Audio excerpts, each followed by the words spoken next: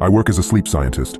After my last discovery, I've refused to sleep for 3 weeks straight. I usually enjoy working in the sleep lab, but after what I discovered last night, I don't think I'll ever be able to sleep properly again. Since working as a sleep scientist, I've seen my fair share of terrifying and panic-inducing cases. I've had to hear the blood-curdling screams of kids with sleep paralysis claiming to see demons. I've had people attack me in their sleep. I've seen just about every type of terrifying sleep-related issue, but nothing could have prepared me for my last patient. He was a man in his mid-20s who had lapsed into a coma a few days before he was transferred to our facility. He was sent here so we could monitor him, since a coma is very similar to deep sleep, so it's great for sleep research. I was originally hesitant to take on this patient for observation. The reason is, this patient presents with a whole list of strange and unusual symptoms, yet we have no idea what could have caused it. The patient's brother reports that the patient had randomly begun suffering from extreme hallucinations and headaches, so decided to go to sleep early. A whole week goes by, and he never wakes up, despite having no visible health issues. His brother had just assumed he went to sleep for the night, not knowing it would be his last sleep. I knew it was going to be a challenge finding out what caused this, so I hooked him up to our monitoring machines and began with our usual process. But I never could have guessed the horrifying discoveries I would soon make. When I began monitoring the patient, I noticed something extremely strange. His brainwaves weren't typical of a normal coma patient, but all his other physical attributes are. His pupils are unresponsive to light, and he is unresponsive to all stimuli applied, including painful stimuli, except for reflex responses. But his brain waves seemed like he was still awake, still fully capable and conscious. The professor in charge of our lab had a theory that the patient may have been exposed to some airborne pathogen that infected his brain, which may explain the unusual brain activity. But something was telling me it was something a lot worse than that. Whatever the diagnosis, he was a medical mystery and could have held the key to some obscure disease, and by extension, a new discovery. We were looking at uncharted and undiscovered scientific territory here. So, this afternoon, one by one, my colleagues at the lab checked out for home. Soon there was just me left, staying overnight alone to monitor the patient. I have done this, as I say, many times before. It's the usual routine. I turned on my personal laptop and checked emails and so on. Can't use speakers or headphones on the chance that patients call out or make a noise during the night. Can't risk missing something like that. I was reading something online when I first heard footsteps coming from the corridor. I didn't think anything of it. Probably one of the patients had woken up and had to use the restroom or something. I was immersed in the article I was reading, when suddenly everything seemed to stand still as the realization hit me. There were no other patients in the sleep lab tonight. Just me and Coma Guy.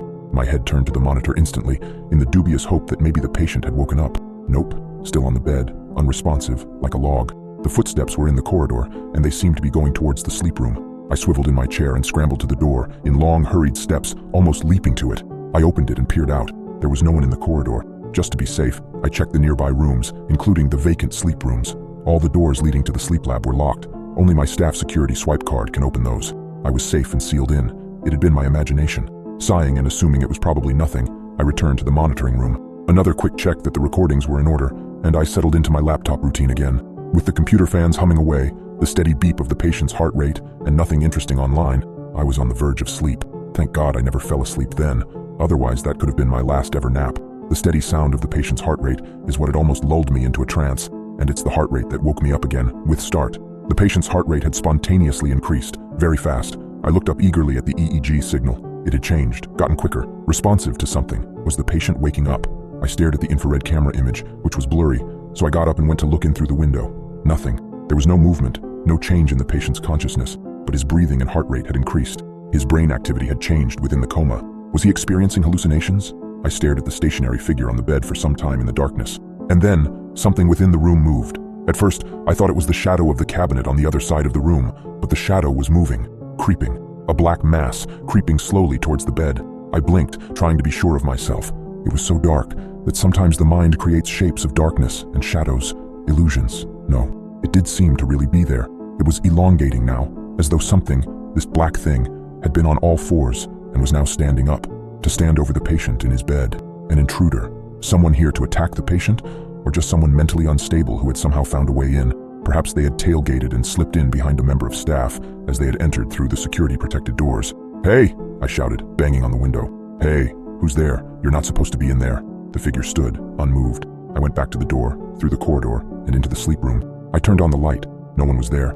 There couldn't have been time to escape. If they'd exited the sleep room, they would have run into me in the corridor. How odd. Most likely a trick of the darkness. Just to be certain, though, I checked underneath the bed, and in the ensuite bathroom, and in the cabinet for good measure.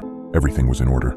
I looked at the patient in bed. I was now standing over the bed in the same way I'd imagined the shadow had done. The patient's breathing had returned to his normal pace. I went back to the monitoring room, and I looked at the screen displaying the camera view. I rewound the recording back a few minutes. There was nothing on there. No shadow. Everything was just like usual. Empty room, with the patient in the bed with nothing moving. Either my imagination was just playing with me, or I was experiencing some extreme hallucinations. In the back of my mind, I started panicking, but tried not to think about it, putting it down to just the darkness playing tricks on me. At this point, I could have never known how much worse things were about to get. I sat down at my laptop again, not really able to concentrate anymore on the article I had been reading. I decided I needed some light relief.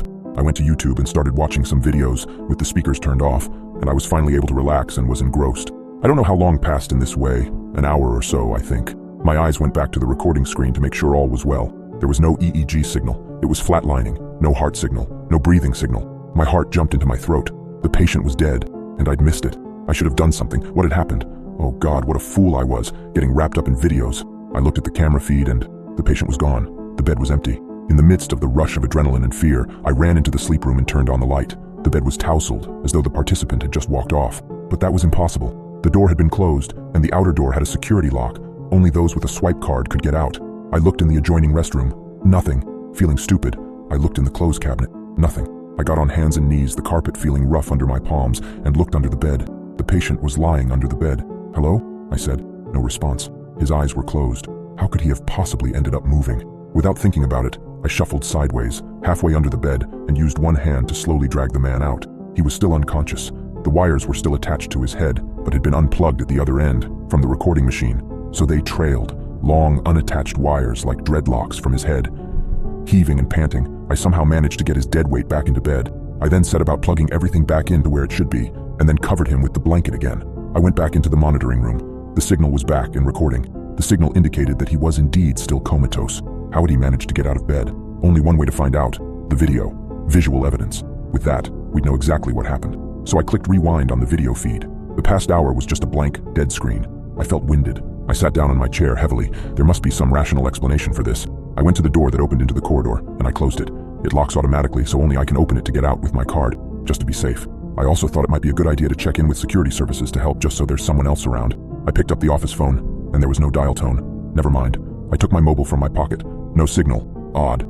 I tried changing position, etc., but it was no use. I went on to my email to message a colleague to see if I could ask them to ring security for me.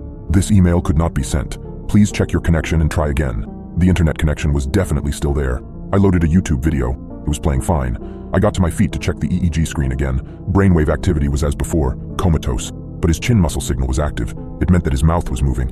The infrared camera image was too grainy to tell, so I glanced at the window into his room. Indeed, his mouth was wide open, his chest muscles straining. He was screaming, unrelentingly. But his brain signals, he was still in a coma. Before I could mentally process this, the patient sat upright in bed. Here's the thing. There was no activity in his brain areas that should control his movement or muscles to move. These regions of the brain were inactive. By the look of the signal, his brain wasn't actually controlling his movements. So what the hell was controlling them?